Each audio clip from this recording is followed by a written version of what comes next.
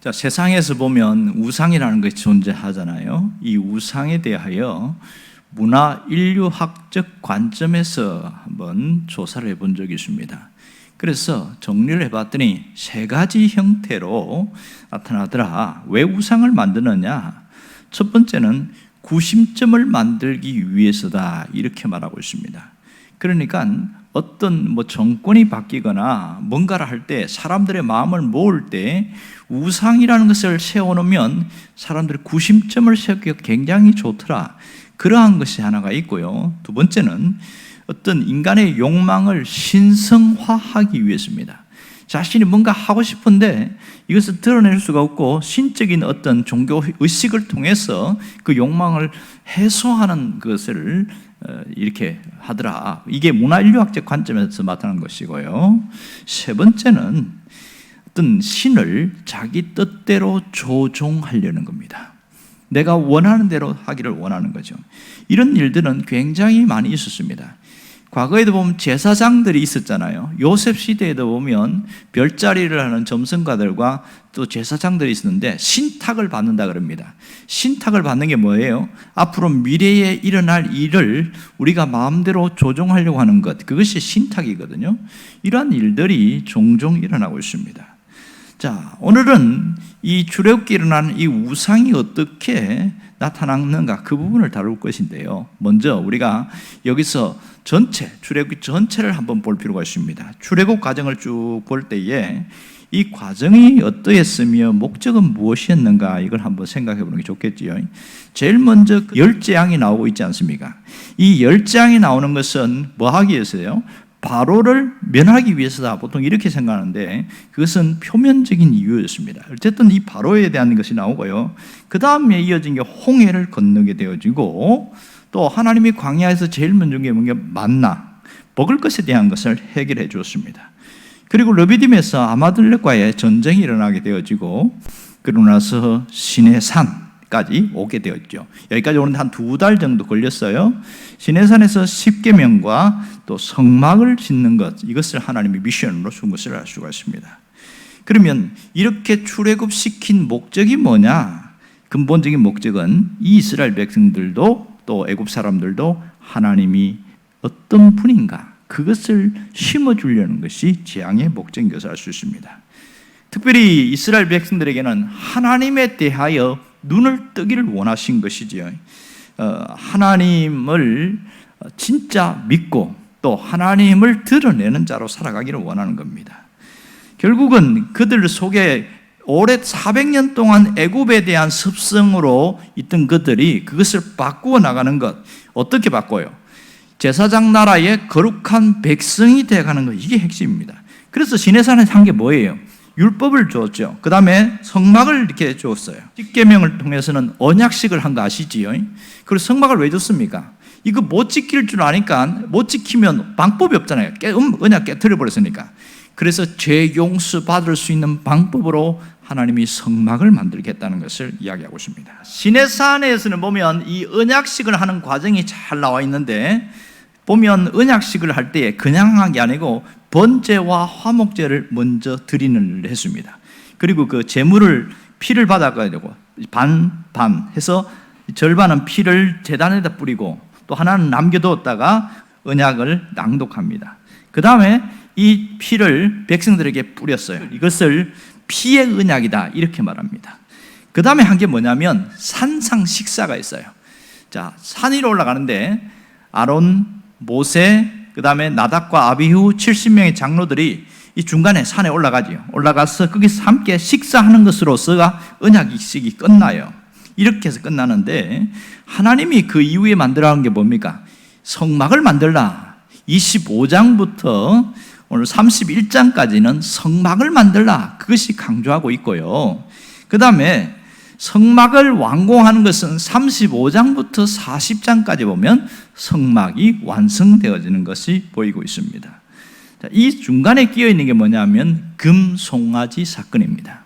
자, 그러면 이 금송아지 사건이 왜 일어났냐, 그 동기가 뭐냐, 이것을 한 3가지로 정리할 수 있지요. 하나는 모세의 빈자리가 너무 컸기 때문에 거기서 금송아지 사건이 일어난 걸 알 수 있습니다. 그러니까 모세가 없을 때 부재 중에 이러한 일들이 일어난 것을 알 수 있습니다. 자, 이 금송아지 사건은 지금까지 그들이 굉장히 은혜 충만하고 영적 분위기가 고조되어 있던 이것을 순식간에 무너뜨리고 하나님의 분노가 극에 달하게 만들었던 것이 금송아지 사건인 것을 알 수 있습니다. 결국은 이 일로 수천 명이 죽게 되어지죠. 그러니까 이스라엘 그 출애굽 여정 속에서 이 악명 높은 그 사건을 하나 들으려 그러면 바로 이 금송아지 사건이다, 이렇게 할 수 있습니다. 1절에 보면 어찌 되었는지 알지 못함이라. 지금 모세가 지금 어디가 있습니까? 시내산 정상에 가 있잖아요. 그리고 23절에 보니까 우리를 애굽 땅에서 인도해낸 사람은 어찌 되었는지 알 수 없노라 하기에, 이렇게 이야기하고 있어요. 이게 무슨 말입니까? 알 수 없다는 것은 이 히브리어 단어를 찾아보니까 모세가 죽었다고 판단했다는 겁니다. 그 이유가 타당한 게 뭐냐면, 자, 시내산 자체가 붉은 산이에요. 나무 없어요. 물 없어요. 먹을 거 없어요. 여러분 생각해 보세요. 산 정상에 모세가 올라갔어요. 하루 이틀도 아니고 무려 40일 가까이 그 산에 올라가 있습니다. 그러면 여기 산 중턱에서 있던 이 70명의 장로들이 무슨 생각할까요? 모세가 언제까지 있겠다는 그런 이야기가 없이 올라갔단 말입니다. 왜냐하면 하나님이 너 언제까지 있으라고 기약을 안 정해줬기 때문에 모른단 말이에요. 안 내려오니까 죽었구나, 이렇게 판단하고 결국은 그 결정을 하고, 그들이 어떻게 했습니까? 자, 70명의 장로들이 다 내려갔죠. 나중에 여호수아만 빼고 다 내려갑니다. 내려와서 무슨 얘기 할까요? 모세가 안 내려와서 우리가 피치 못해서 여기 왔습니다, 이렇게 말하면 얼마나 좋겠어요. 그게 사실이니까. 그런데 백성들에게 뭐라고 그러냐면 모세가 죽었다, 이렇게 이야기하는 거예요. 그러니 그 남아있는 백성들이 그 얘기 듣고 얼마나 충격을 받았겠어요. 굉장히 당혹스러운 거죠. 갑자기 자기들이 의존하면서 따라왔던 지도자가 죽었다고 생각하니까 거기서 정신이 획가닥 간 거예요. 두 번째 동기가 뭐라고 그랬어요? 두 번째 동기는 바로 눈에 보이는 것에 의존하고자 하는 그들의 욕망, 가치관 때문이다. 4절에 보면 이렇게 나오죠. 아론이 그들의 손에서 금고리를 받아 부어서 조각칼로 새겨진 송아지 형상을 만드니, 이렇게 말합니다. 결국은 이들이 원한 게 뭐예요? 보이는 하나님을 믿고 싶다는 거예요. 보이는 하나님. 그들은 자꾸 보이지 않는 뭔가를 허공을 잡는 것 같아서 그게 힘들었던 모양입니다. 세 번째는 종교 의식을 통한 억눌린 감정을 해소하고 싶어서 그랬다는 것이죠. 6절 한번 봅시다. 백성이 앉아서 먹고 마시며 일어나서 뛰놀더라. 자, 종교 의식을 통해서 그들이 갖고 있는 그 억눌린 감정을 해소하고 싶었던 거예요. 그런데 모세가 드리는 예배는 어떠했을까? 이런 게 전혀 없어요. 일단은 모세의 이야기를 들어야 돼. 모세가 진행하는, 듣기만 하고 그냥 우리식으로 표현하면 찬송 부르고 그냥 끝나는 거야. 그런데 2부 행사가 없는 거예요. 2부 행사가 뭐냐? 애굽식으로 이야기하면 그 신들에게 제사를 한 다음에 함께 먹고 마시고 춤추고 뛰노는 그런 것이 있었단 말이에요. 그걸 봐왔거든요. 그게 얼마나 카타르시스가 해소되겠어요. 그러니까 억눌린 감정들을 자기들이 하나님이라고 만들어 놓고 이렇게 하는 모습들이 여기 실하게 드러나고 있는 겁니다. 이런 것들이 동기가 되었다는 것을 알 수 있습니다. 그러면 여기서 이런 생각을 하게 되죠. 이들은 우상이라고 생각하고 만들었는가, 하나님이라고 생각하고 만들었는가? 무엇이 맞을까요?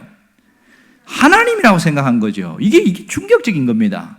그들은 우상이라고 생각하고 만들지 않았다는 거예요.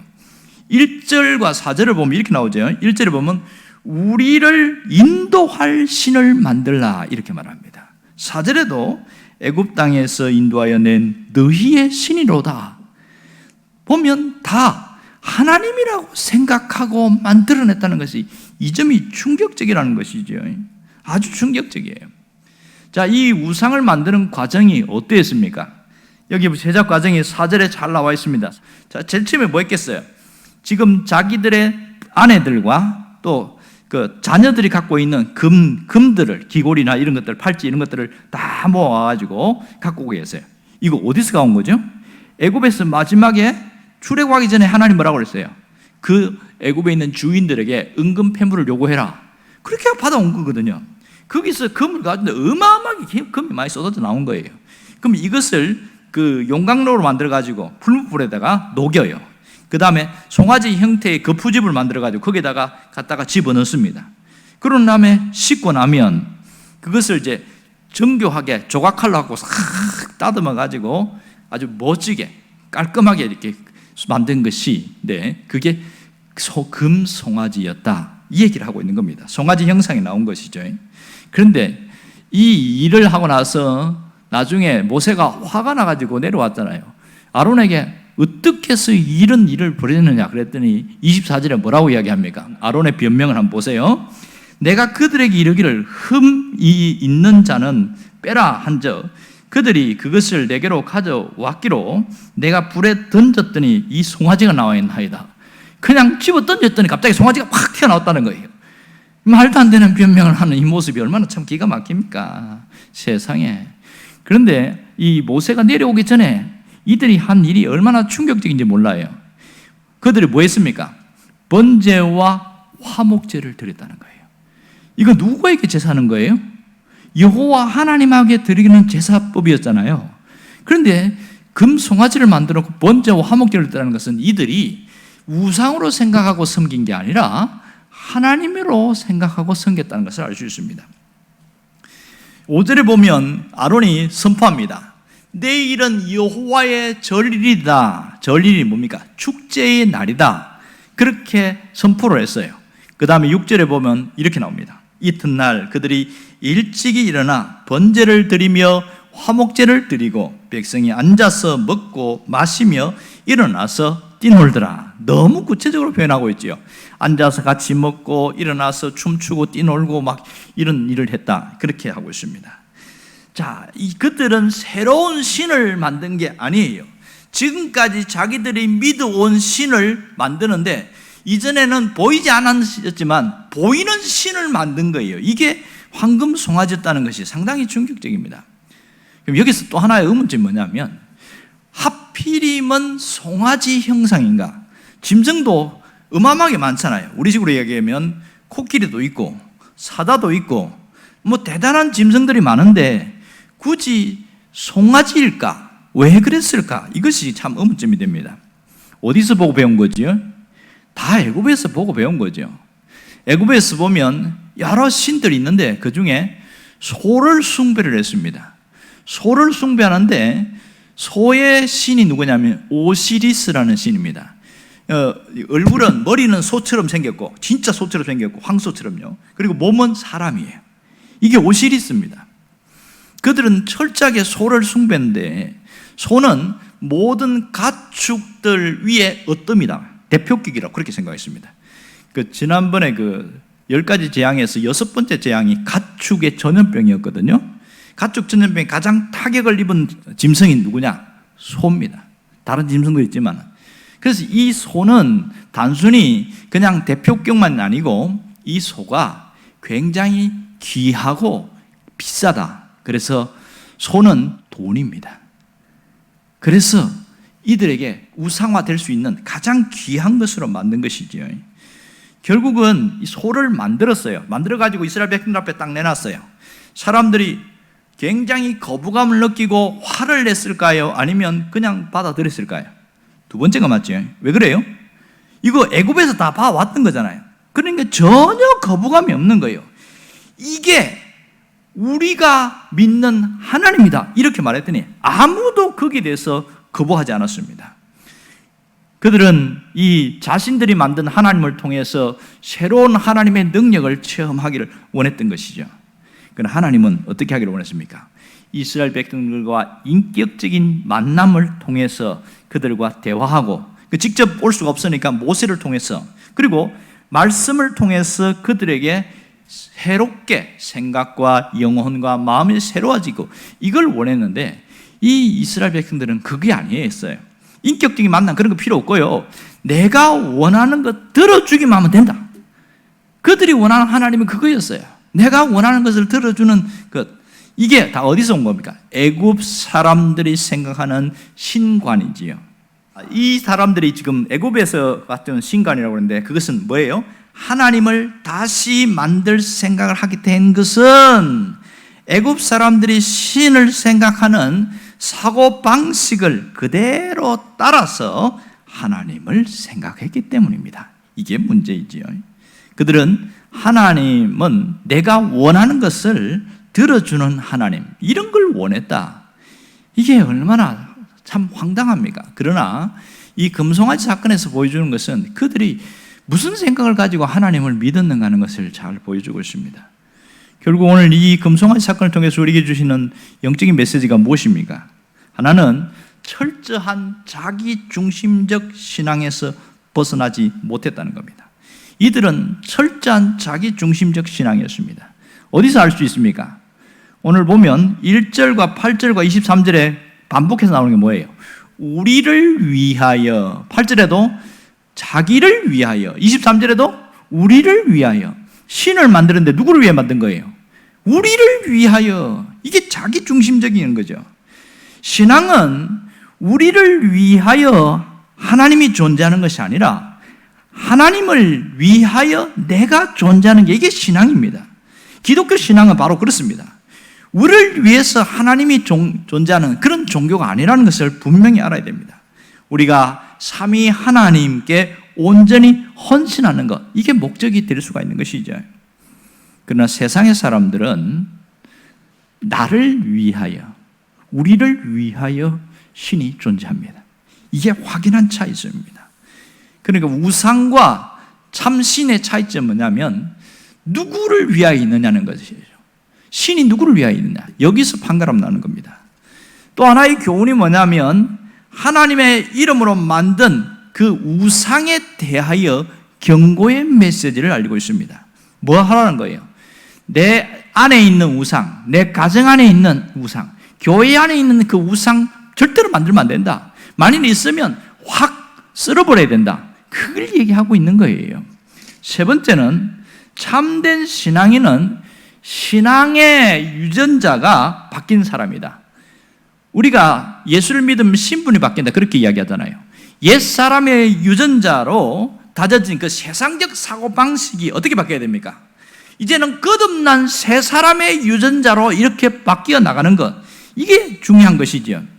그러니까 신앙이 바뀌었다, 이렇게 신앙을 가졌다 하면 제일 먼저 달라진 게 뭐냐면 사고방식입니다. 생각하는 게 달라져야 돼요. 근데 예수를 믿는다고 하는데 여전히 세상적 사고방식을 갖고 육신의 정욕과 안목의 정욕과 이 생의 자랑을 따라 산다면 이 사람은 바뀐 거예요, 안 바뀐 거예요? 안 바뀐 거예요. 말로만 바뀐 것이지. 이게 옛사람의 유전자를 그대로 갖고 있는 거 아니겠습니까? 그러므로 이 애굽적인 그런 습성, 그런 의식, 그런 유전자 완전히 싹 다 바꿔야 된다, 그 얘기를 하고 있는 겁니다. 결국은 우리의 신앙의 핵심은 하나님 중심이냐 나 중심이냐의 싸움이 있습니다. 하나님 중심이냐 자기 중심 신앙이냐, 그것의 싸움이 신앙의 핵심인 것을 알 수 있습니다. 결국은 신앙적 가치관으로 우리를 확 갈아엎어야 진정한 신앙인으로 거듭날 수 있습니다. 이걸 안 사도 바울이 뭐라고 그랬습니까? 믿음의 선한 싸움을 싸우라. 믿음의 선한 싸움을 싸우라. 그래야 우리가 달라질 수 있다는 것을 강조하고 있습니다. 자, 여러분, 우리가 정말 중요하게 생각해야 될 것은 금송아지 종교, 금송아지 신앙에서 벗어나야 한다는 겁니다. 세상에 금송아지를 만드는 사람들의 모습을 가만히 보면 이 세계관은 어떻게 신앙을 가졌는데도 불구하고 창조론을 믿는 게 아니라 진화론을 믿는 거예요. 이게 세계관이죠. 세상은 원숭이부터 이렇게 된 것이지, 의외로 교회 다니는 사람들 중에서 그런 사람들이 굉장히 많아요. 깜짝 놀랐어요. 우리는 창조론을 믿거든요. 철저하게 하나님이 세상을 만들었고 세상을 다스린다, 또 세상을 섭리하신다, 이 믿는데 이 제대로 되지 않은 사람들은 벌써 진화론을 믿는 거예요. 이게 금송아지 사상이 속에 들어가 있다는 얘기를 하고 있는 겁니다. 또 어떤 분은 종교 간의 벽을 허물자. 그렇게 해서 불교, 그 다음에 마호멧, 그 다음에 기독교, 뭐 천주교 다 모여갖고 우리가 이렇게 할까 하고 서로 화합하고 하나 되자. 이러면서 종교의 벽을 허물어버리자.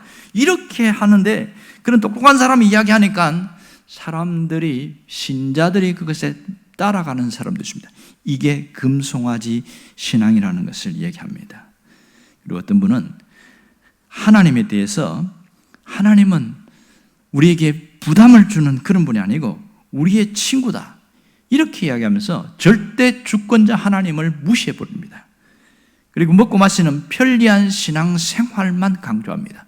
성공, 우리가 앞으로 잘 될 거다, 계속 그런 이야기만 강조하는 사람도 있습니다. 이게 그들 사상 속에 있는 금송아지라는 것을 알아야 합니다.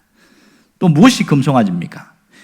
자기가 만든 하나님으로 굳어진 신앙의 모습입니다. 보면 내가 만든 하나님을 믿고 내가 쓴 복음을 가지고 말하는 사람이 있습니다. 그래서 흔히 우리가 우스갯소리로 저 사람은 하나님의 말씀을 믿는 게 아니고 내가 복음을 믿고 산다, 이렇게 이야기합니다. 이게 금송아지라는 걸 알아야 되는데, 그건 본인은 그렇게 생각해 안 해요. 절대로 생각 안 합니다. 이스라엘 백성들이 금송아지 만들어 놓고 이게 우상이다, 그런 의식이 있었다면 절대로 이렇게 숭배하지 않았을 거예요. 그런데 하나님이라고 믿었기 때문에 문제의식이 없었습니다. 지금 있는 사람들도 마찬가지예요. 자기만의 하나님을 딱 만들어 놓고 그 굳어진 틀 속에서 절대로 안 나옵니다. 이게 금송아지라는 것을 모르고 있는 것이죠. 또 하나는 하나님의 자리에, 그 자리에 다른 것을 올려놓으면 이게 금송아지 신앙이라는 겁니다. 그것이 사물이든지 사람이든지 돈이든지 하나님 자리에 그게 올라가 있으면 철저한 그는 우상 숭배자다, 이렇게 말합니다.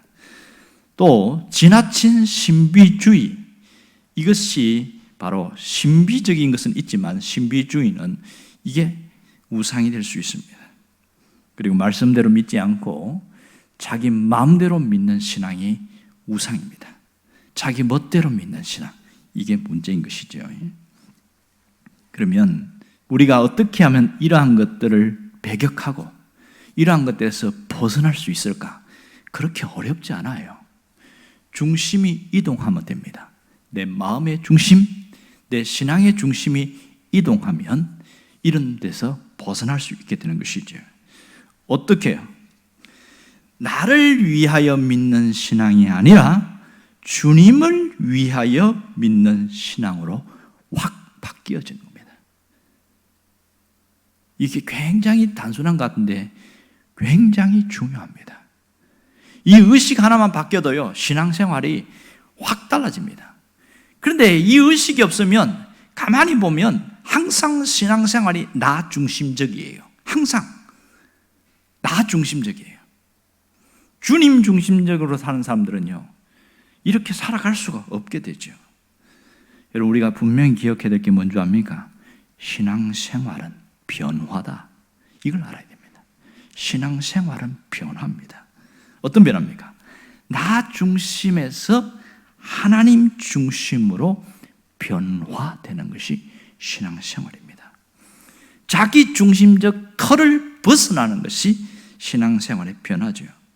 가만히 보면 교회를 오래 다니는데 변화가 없는 사람이 있어요. 신앙생활을 오랫동안 했는데 성장이 없는 사람이 있습니다. 왜 그런지 압니까? 중심이 이동되지 않았어요.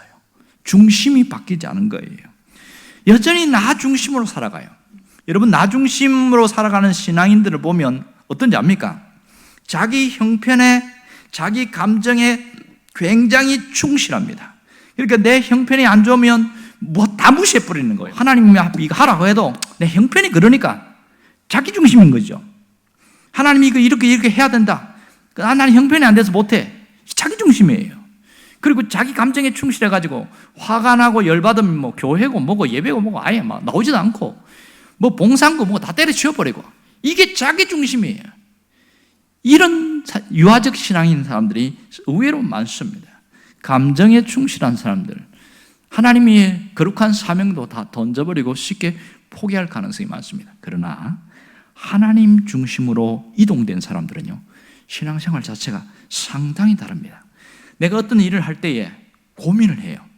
내가 과연 이 일을 했을 때에 하나님의 영광이 가리지 않을까? 이 고민하고, 만일 예수님이라면 이때에 어떻게 했을까? 이 생각을 한번 해보는 거예요. 아, 그렇지. 마음이 찜찜하고 불편해요. 그러면 안 하는 겁니다. 이 사람 어떻게 됐습니까? 자기 중심이 아니고 하나님 중심, 주님 중심으로 신앙 이동한 사람이지요. 그러니까 이런 사람들은 결과적으로 요동하지 않습니다. 변질되지 않아요. 이게 대단히 다른 것이죠. 예수님 말씀하신 것처럼 반석 위에 지은 집과 같은 그런 신앙인으로 살아가더라, 이렇게 이야기할 수 있습니다. 자, 이 점이 굉장히 중요하고, 이 변화, 이런 변화가 일어나려면 하면 꼭 뽑아버려야 될 게 있습니다. 그게 뭐냐? 의존적 신앙입니다. 의존적 신앙에서 벗어나야 합니다. 여러분, 이스라엘 백성들이 금송아지 사건이 일어나게 된 가장 궁극적인 부분이 그 중에 하나가 뭔지 아세요? 지나치게 모세를 너무 의존하고 있었던 거죠. 모세를 하나님 다음으로 어떤 사람은 하나님과 비슷한 존재로 신격화해서 의존했던 그런 사람들이 많이 있었습니다. 그리고 모세가 없어지니까 어떻게 됩니까? 굉장히 당혹스러운 거예요. 마치 하나님이 없어진 것처럼 생각하고, 그래서 눈에 보이는 하나님을 만들자, 이 모양이 되어버린 거죠. 누군가에게 인도를 받는 것은 굉장히 중요합니다. 그러나 신앙이 어느 자라면 스스로 자생하는 신앙, 자기 스스로 일어나는 신앙이 되는데, 의존적 신앙인은 항상 이렇게 벗어나지 못하고 결정적인 때에 휘청휘청하게 되어집니다. 신앙이 성숙하려면 어떻게 됩니까? 이 의존적 신앙에서 스스로 자생하는 신앙으로 바뀌어지면 되겠지요. 자, 그러면 또 하나 기억할 것은 세상적 가치에 휩쓸리지 말아야 합니다. 자, 이게 문제인 거죠. 신앙생활의 변화는 무엇에 있습니까? 생각, 가치관이 달라지는 것이다, 그렇게 이야기한 적이 있는데요. 자, 세상적 가치에서 휩쓸리지 말라는 것은 끝까지 하나님의 뜻을 붙들고 살고 하나님의 뜻을 따라가는 거죠. 신앙의 유전자가 완전히 바뀐 사람은 그렇게 살아가더라는 겁니다. 완전히. 세상의 가치에 휩쓸려가는 것이 우상을 따라가는 것이라고 할 수 있습니다. 사람들은 현실 문제나 어떤 조급한 일이 생기면 마음이 조급하면 휘청거려요. 그래서 이러한 일들은 평소에 신앙훈련이 얼마나 중요한지 모릅니다. 평소의 신앙훈련, 말씀을 듣고 다시 다지고 다시 돌이키고 또 돌이키고 이게 하나씩 되어질 때에 결정적인 순간에 그 사람의 모습이 나타나게 되어집니다. 위기 상황에서 평소의 신앙은 나타나게 되어 있어요. 그러므로 문제가 없을 때 하나님 앞에 서 있는 것이 얼마나 중요한지 모릅니다. 오늘 우리가 무슨 마음의 결단을 해야 되는지 압니까? 내 마음의 보좌에서 황금 송아지를 싹 대청소해야 됩니다. 싹 쓸어버려야 돼요. 내 마음의 보좌에서 황금 송아지가 들어오지 않게 해야 됩니다. 우상은 어디서 만들어질까요? 우리 마음에서 만들어집니다. 신앙인들이 대놓고 어떤 형상을 갖다 놓고 섬기는 사람 거의 없습니다. 우리 안에서 우상이 만들어지는데 어떤 과정이 생기냐면, 먼저 마음의 보좌에서 하나님을 밀어내는 것이 시작이에요. 하나님을 밀어낸다는 것은 어떻게 알 수 있을까요? 어떤 하나님 믿는 신앙과 세상적인 것과 어떤 충돌이 올 때가 있단 말이에요. 그때에 타협하는 사람은 하나님을 밀어냈다, 이렇게 말합니다. 타협하는 사람. 마지막에 나타나는 게 행동입니다.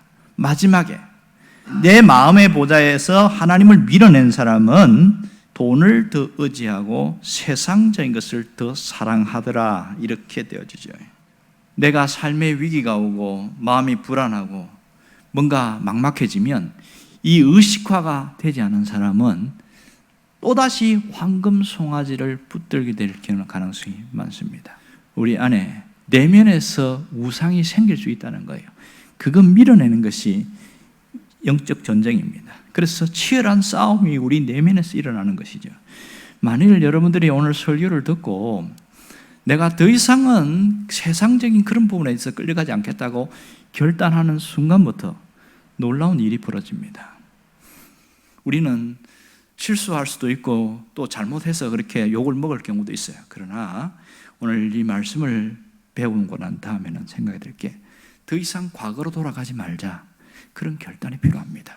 과거로 돌아가지 말라. 그때는 내가 몰라서 그랬다지만 이제 이걸 알았으면 이제는 하나님이 원하는 데 초점 맞추고 방향을 바꿔서 이렇게 가자.